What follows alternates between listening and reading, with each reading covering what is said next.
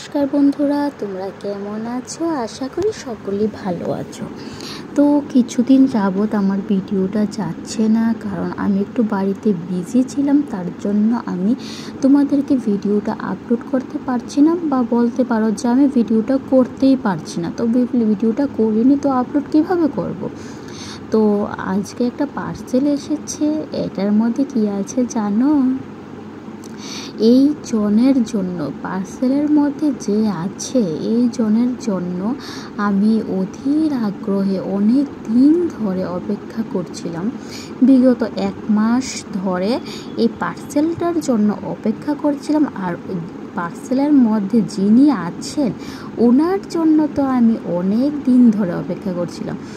তো উনি এসেই পড়লেন শেষ পর্যন্ত আমার বাড়িতে, আমার ঘরে।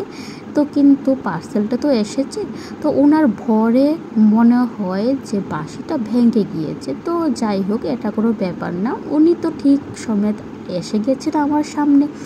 আমার কাছে এটাই আমার কাছে অনেক বড় ব্যাপার।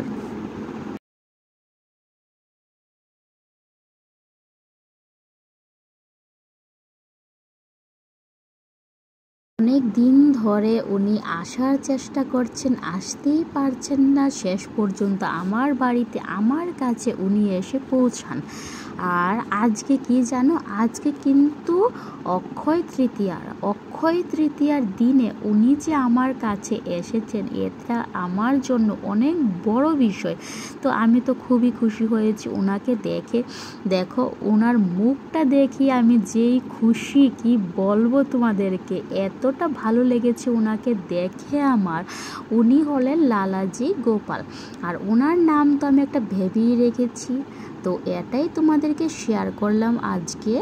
আর এটা কিন্তু কোনো ব্লগ না, তো ব্লগটা কিন্তু নেক্সট টাইম আমি চেষ্টা করব তোমাদেরকে দেওয়ার। ব্লগটা ওনাকে নিয়ে আমি সারা দিনটা কিভাবে কাটিয়েছি, আর ওনার অক্ষয় তৃতীয়ার দিনের পূজাটা আমি কিভাবে করেছি। তো আজকের ব্লগটা, মানে ব্লগ না, আজকের ভিডিওটা আমি এখানে শেষ করছি।